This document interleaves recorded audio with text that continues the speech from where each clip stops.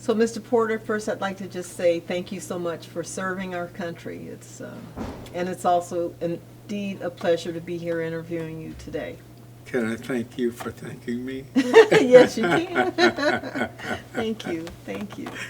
So tell me a little bit about what circumstances led you to. Did you join, or were you drafted into the Marines? Well, I guess I was at a state where I knew that I was going to have to go, Yes. but I was also at a state where I could make a choice.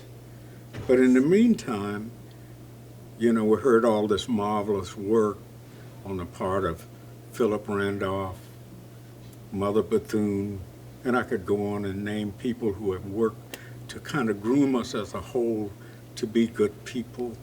But knowing that they had their work, and then I saw those uniforms, so I was attracted right away. Although I had actually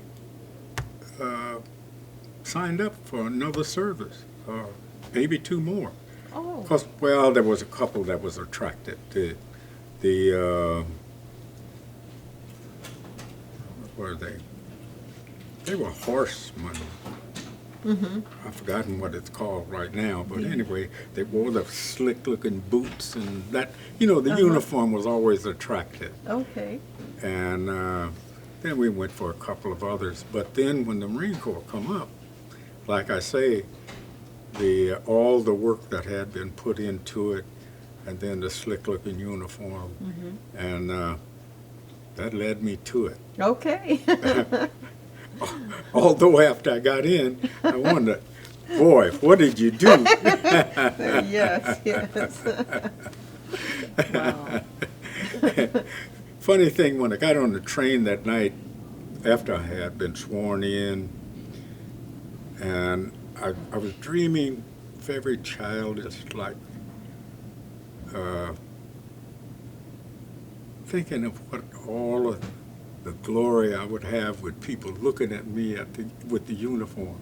And I woke up in Pittsburgh, you know, from Chicago to Pittsburgh. I woke up, and I think right there I hit my reality. I said, God, I'll only come home maybe once or twice, but how long will I be in the service without it? Wow. Without coming home to show it off. Oh, boy. And then, of course, when I got to Washington, D.C., that was a whole nother day. Yeah, we hit it there.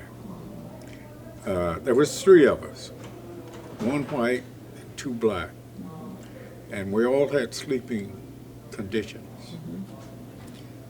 So the porter, or the person who was in charge, let's put it like that, I don't remember their titles, but he said, you'll go over here. He was directing the white fellow to go, you know, where he could have sleeping car provision. He said, but you go over here. I said, no, we're supposed to go with him. He said, no, I said, you go over here. Wow. So we didn't have the sleeping car provisions all the way down to the camp. And, you know, little by little, you were led into all of the disasters of racism. And of course, I think that had a greater effect, or as greater effect, as being in the Marine Corps. You know, the war itself, Wow. fighting those wars was bitter.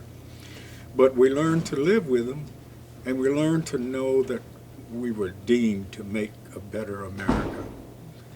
And I think that was the fulfillment of everything. To know that you were doing Great. something to better your community, yourself, you know, your country, your neighborhood. And then when they, after they went through those drills and you got good with them, and boy, those DIs, they could sing them. And you're more or less dancing, you know, when you were drilling, you know, no matter how hard it was, no matter how much you sweat, no matter how your feet felt, or how your hands felt, slamming against the rifle. There was a joy in it. Nice, nice. Wow, so with those memories, what would you say was some of the more challenging memories? Challenging? Yes. God, being in the Marine Corps, number one. Learning the principles of the Marine Corps. Okay.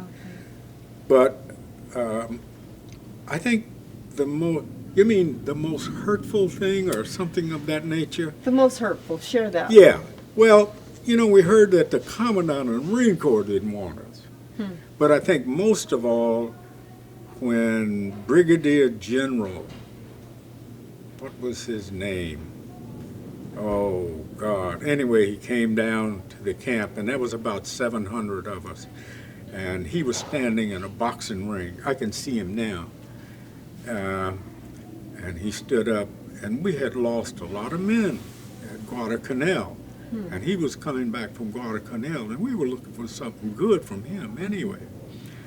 And he stood there and he said, they made many changes in the Marine Corps since I was stateside. They added the women, they added the dogs, and when I saw you people wearing our globe and anchor, I knew there was a war on. But that went so deep with the entire group. Some of the fellows was disheartened. They really wanted to go over the hill. But some of the very level-headed people, they called us out and said, listen, we're here to do good. This is an experiment unit. And at that particular time, we were a composite unit. We had tanks, radar, the whole bit. 155, but later on we were broken down. Those things left. We came strictly anti-aircraft. But anyway, I think we were so disheartened by that. Some of the guys wanted to go home and what have you, and some of the level-headed guys began to talk. You know how you're sitting around grumbling and going on. And you say, we're here to do good. And if any of us go over the hill, we get a bad name. And from that, the community is going to suffer. The black community is going to suffer. You just have to stay here, and what you want to do, beginning today, do double of whatever you're asked. Wow. You're going to be better than anybody asked you to be. And that was the philosophy that we carried from then on.